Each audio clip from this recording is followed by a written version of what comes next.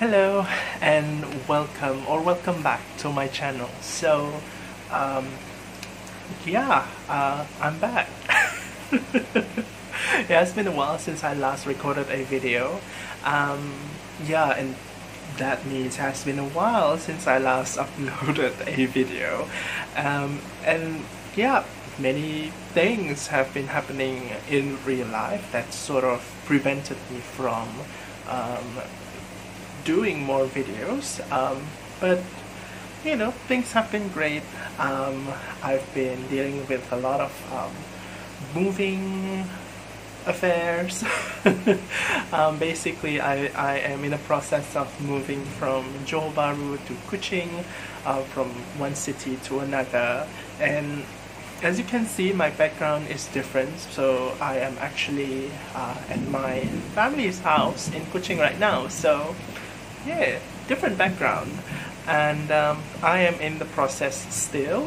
I still have some of my stuff in Johor Bahru, so I'm probably gonna fly back to Johor Bahru sometime next month, to finish up with some of the moving activities. But basically, I have stuff in boxes. I'm going to mail some of those things as well to here. So yeah, quite busy, I guess. And a couple of weeks ago, I also had a little trip to Penang.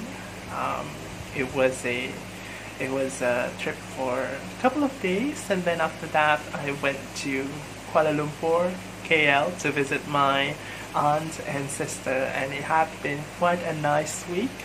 Fairly tiring. I had blisters my foot, but it was okay. I mean, those were to be expected. I was just wearing flip-flops. Anyway, it's actually raining right now. I'm not sure if you can hear the sound in the background. It's raining quite heavily. So yeah, apologies if the sound is there and it sort of, I don't know, disrupts the background sound of this video. But I hope you can hear me just fine. So I'm thinking, since I've not been making videos for quite a while, let's talk about books. Because since I resigned last month, I've been having a little bit more time, so to speak, and so I was able to finish more books. So I am quite excited to talk about these books that I finished. This is the mid of May, and so far in the month of May I have finished about 6 books, if I recall correctly. So yeah, let's start with the book that I finished in the beginning of May, and that would be An Unnecessary Woman by Rabih Alameddine. So this was a book that I have seen mentioned quite a few times on BookTube, Bookstagram, but mostly BookTube. I've seen it mentioned by Kelly from Books I'm Not Reading, and yeah, it's like one of those books that I've been seeing a lot around, but have never really thought of getting into until one of my bookish friends just sort of messaged me, sort of raving about that book one day. Faye from Instagram, she just sort of messaged me one day and raved about this book and just kind of suggested me to try it. And I was like, okay, let's do that. And oh, that was a good decision. Because let me just say, before I talk about this book, let me just say that I actually read the final part of this book at the airport, and I cried. Tears were rolling. I mean, it wasn't really dramatic. I wasn't really sniffling and all, but I had tears rolling. To other people, it probably looked like I had dust in my eyes or something. So it was like that. But you know, it's quite rare for books to do that to me, because I have a hardened soul. Anyway, that means that this book is a good one. I'm like recommending it to you in advance before I even talk about it. So yeah, now let's talk about it. So this book is about Alia, an elderly woman who lives alone in Beirut, in Lebanon. So this is a book about her her monologue, like her internal monologue, talking about her occupation as a translator. An unpaid translator, you know, she translates great works of literature, but for personal reasons. She does not even submit it for publication or for people to read. She just translates those words and just keeps it to herself because she finds it fulfilling. And as we read this book, we find out that the reason she does this is something that is very personal to her. Not going into too much details, literature is something that she finds great comfort in, and she would also talk about her past history since she's a young woman, and the kinds of things that happen to her in her personal life involving her family, which is actually, you know, her family relationship is quite strained, you know, her parents and her siblings. She also was once married, but her marriage was also not like something that, you know, without describing it in detail, she would escape from all of these things by keeping herself sort of under the refuge of literature. On top of that, when she was a young woman, her country, especially her city Beirut, was also involved in this period, a very tumultuous period involving armed conflicts and fightings and things exploding in the city and guns being shot. And so all of these things were sort of contributed to this chaos, an atmosphere of chaos in her life, and she finds literature to be something that is kind of like her sanctum, something that makes her feel really comfortable. So in the present, she lives alone in this apartment, and she basically just stay at home most of the day, read literature and translates literature from whatever foreign language they're in into Arabic. She's also a bit of this kind of like misanthrope, so to speak. What I find really great about this book is that it is the voice. You know, the voice is just so nicely constructed. We can really see that, you know, because this book is narrated by Alia herself, we can really hear the voice, the kind of person that she is. She has very interesting point of view about things, about people, about her city, about politics, about literature, about her family. She is highly opinionated, and whether you agree with her or not, she is very critical and also quite snarky as well. And so it's really entertaining to listen, or rather read, her account on her own life and also her observations of the things that happen to her around her. So yeah, Alia is sort of like this kind of a imagine this I hate people memes that you would see floating around on the internet and Instagram pages, for example.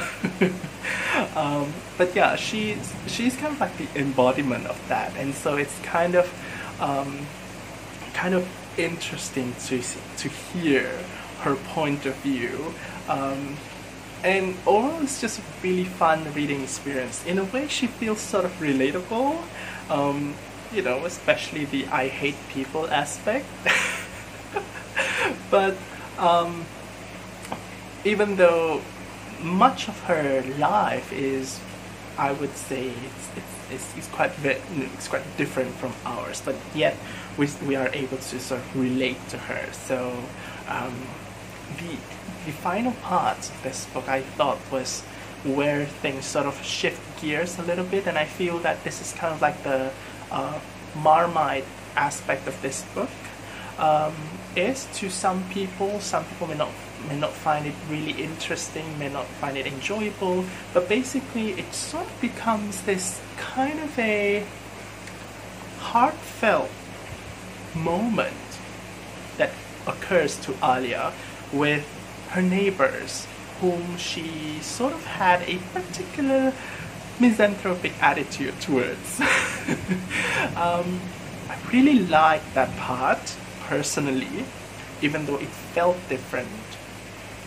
But yeah, it just goes to show that it's really interesting that this book it evokes like different reaction from different people. Also, another thing that I really like about this book, how it portrays Alia's voice in his like really wonderful ways, that it's really obvious, and I think this is another aspect that some people may not enjoy. Alia is the kind of person who loves, quote, literature, like great works of literature. She loves to use bombastic words. She loves to reference some of the, well, for me at least, rather obscure works of literature. And so she seems kind of like a person who is a bit pompous in her own like reading taste. I'm not sure if she would jive well with the booktube community if she were to have a booktube channel, but then again she sort of hates people, so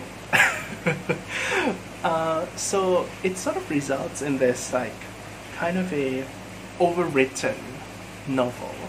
But I feel like the overwritten part that you know, where Alia really uses a lot of these big words, sophisticated words, it really shows the kind of person that she is, the way that while she takes comfort in literature, she perhaps sort of overdoes it a little bit. Like, she eventually just sort of shields herself from the outer world with literature. And this entire book, it sort of shows a bit of that, what happens to that shield. No spoilers, but yeah, great character moment for Alia in this book. I really enjoyed it. I really loved it. Highly recommend it to everyone. I gave it 5 out of 5 stars. So, from one old lady who hates people, we move on to another book that has an old lady who hates people as well. So the book that I finished after that was Caroline Blackwood's Great Granny Webster. And yeah, this is a sort of like a semi-autobiographical novel about the narrator's childhood. So basically, it's not exactly about the narrator herself, but mostly about the narrator's great-grandmother, her maternal great-grandmother, who is a bit of a figure. Basically, this great-grandmother, the story takes place sometime in the early 20th century.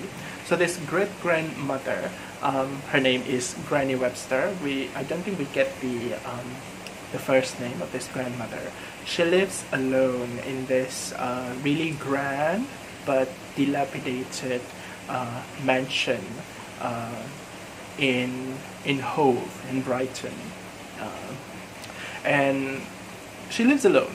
I think I mentioned that. She lives alone because she sort of hates people. She lives alone with her maid, and her life in that big house is just sort of sad, at least how it was described by the narrator.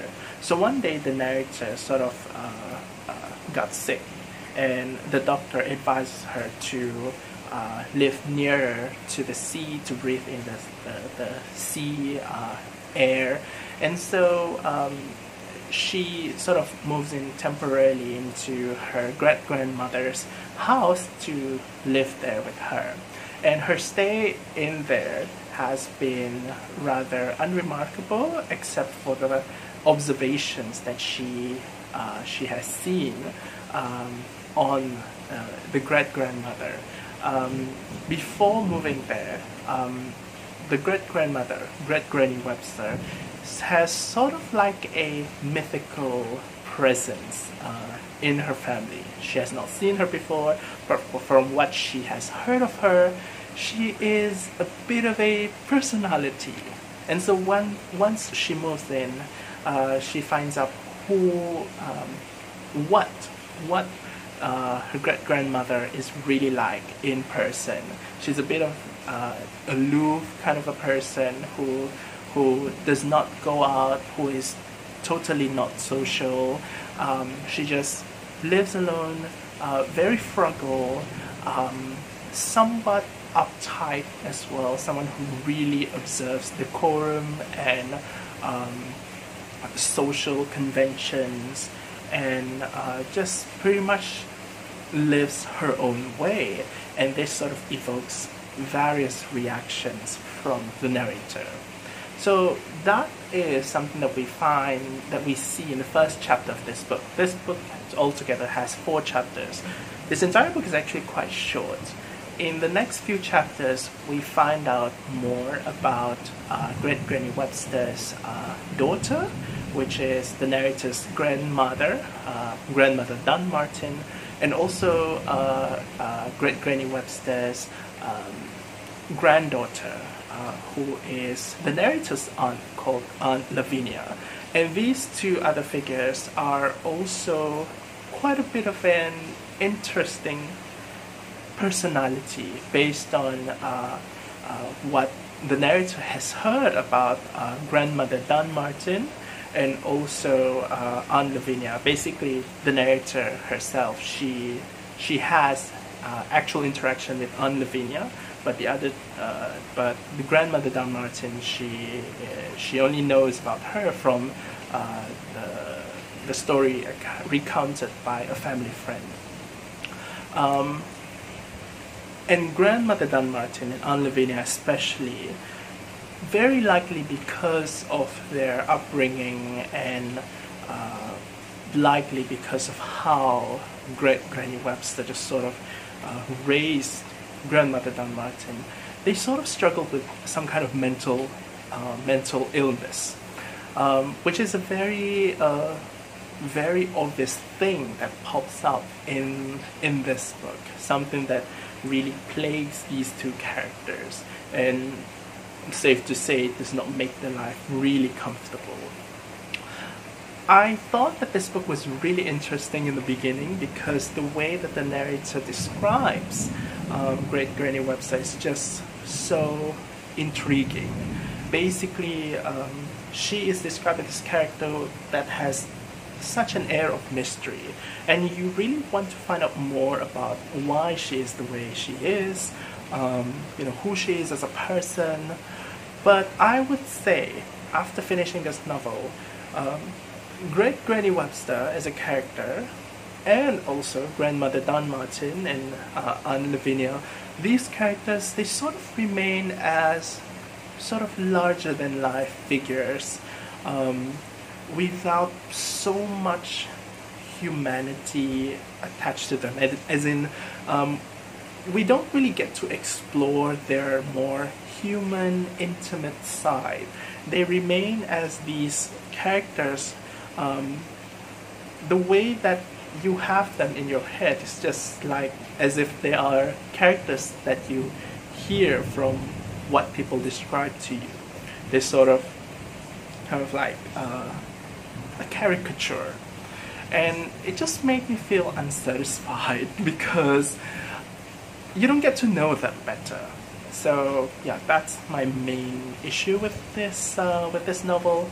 I thought it was nicely written, but yeah, after the first chapter, it sort of just fizzled out a little bit, and my interest sort of somewhat waned towards the end of this book. I mean, the ending of this book is interesting. There is something that feels sort of darkly humorous, somewhat gothic as well. I mean, this entire book is gothic, especially with Great Granny Webster and her big ass house. But yeah, it is quite a bit of a dark humor kind of a story, you know. If you are interested in that, maybe you would like to try it. But I think that yeah, certain aspects of it just didn't really work for me. So yeah, I'm gonna move on to the third book, and the third book that I finished is sort of a short book, something that I wanted to read for quite a while, and I finally got to it. It's Kavan's Ice, and the title itself is just so interesting. I thought that, you know, it's one word title, very short title, really elegant. It doesn't even have an article. No, it's not the ice, it's not an ice, it's not some ice, it's just ice. It's interesting, I love it. Oh, I happen to have a copy in here, so it has been a while since I last showed a book in front of a video. So this is my copy of Ice. Something that I acquired recently because I found it one day at a store and was like, oh my gosh.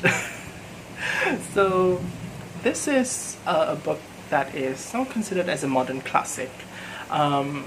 It has been described as a dystopian fiction, which is a label that I am not sure I entirely agree with. I mean, there's a bit of a dystopian element to it, but I also think that Ice is such a difficult novel to sort of put into a particular category. I mean, the best category you can put it into is probably literary fiction, which is basically a non-category, to be honest, but who cares? This book is sort of like a bit of obviously a bit of dystopian fiction, it's a bit of war fiction, a bit of psychological fiction. It's a mix of different kinds of things, which I thought is really interesting. So yeah, this is a book that is just sort of defies categorization, I think. So Ice is about this this man who lives sometime in the near hypothetical future in which the world is slowly being engulfed by this creeping coldness. So basically the climate has been becoming colder and colder. The story takes place somewhere in the North Hemisphere. I don't really remember which continent it is, but basically it is getting really cold, really icy, and we have this man who is pursuing this woman. The man is unnamed, the woman is also unnamed. So he ends up pursuing this woman into a strange country that is sort of ruled by it isn't exactly ruled because of the climate change. This country has been thrown into a state of chaos. But what the man ends up encountering in this strange country while he is pursuing this woman, she ends up encountering this this particular figure, this warden, who is kind of like a warlord of sorts. This warden is also keeping this woman sort of like holding her hostage, and this man is trying to kind of like diplomatically tries to get cozy with this warden, negotiates with him so that he can get to this woman. And throughout this book, we see how this woman keeps on running away from things. And this man keeps on trying to pursue her because this man is really concerned about this woman. He really wants to make sure that this woman is safe. So that's basically what this book is about. It's about a man pursuing a woman in a strange country that is literally being engulfed by the creeping snow and ice because of some climate change thing that has happened to the planet. When I finished this novel, I didn't really know what to feel about it, which is I would say a good thing, because this book is not exactly a book I would say a book that I enjoyed in a conventional sense. I didn't. It wasn't really a page turner to me, but I thought that it was thought-provoking.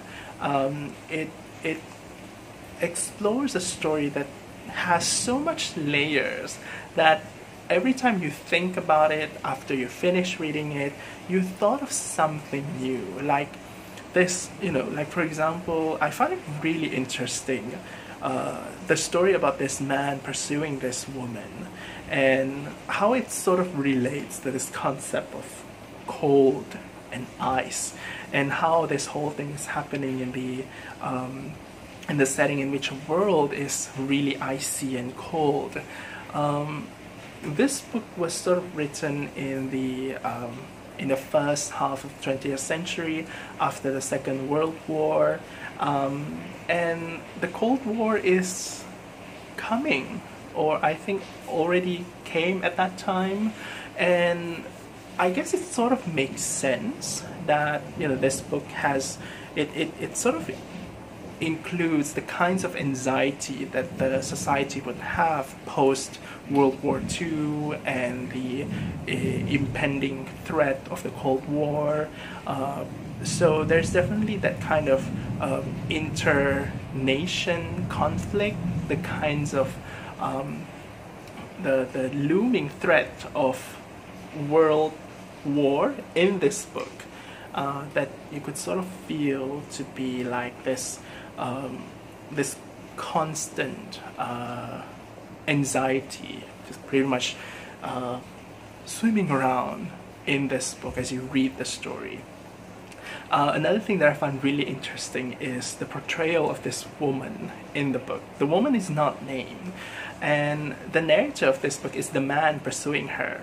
And from what we get from the narration, this woman is someone who is beautiful.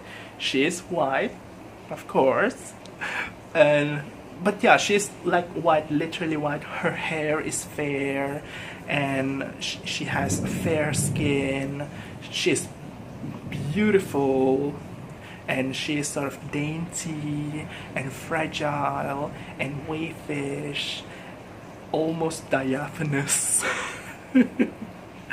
And from the way that this woman is being described, it really sounds like she is being described as someone, a dude who oozes machismo. Which, on the surface, may not be something that is super pleasant, but in the context of this whole book, it makes a lot of sense. And even though this woman is being described as this someone who is like dainty and weak, and this man pursuing her is the protagonist of this book, it really reads as if the author intends for us to sympathize or empathize with the woman. She is a character that feels like a non-character, but the author seems to want us to empathize with her. And later we find out why she runs. I don't want to spoil that. I think it's really wonderful, kind of rewarding, in a sense. So yeah, really juicy. why she runs, that's really interesting. But it's really interesting when you sort of think about the author's personal life. You know, Kavan, she also has had issues in her life with mental health, and she has been in mental institutions as well in her life. So she definitely has struggles with mental illness, and it is something that you could certainly detect while reading in this book. Especially with the descriptions of this woman, it feels like this woman is sort of like a representation of the author, although I don't really want to like go that far. It may or may not be, but there's certainly something that is quite personal when you read about the woman in this book. So yeah, like I said, after finishing this book, I had like, you know, I thought of more and more and more stuff. So this book is awesome, in short.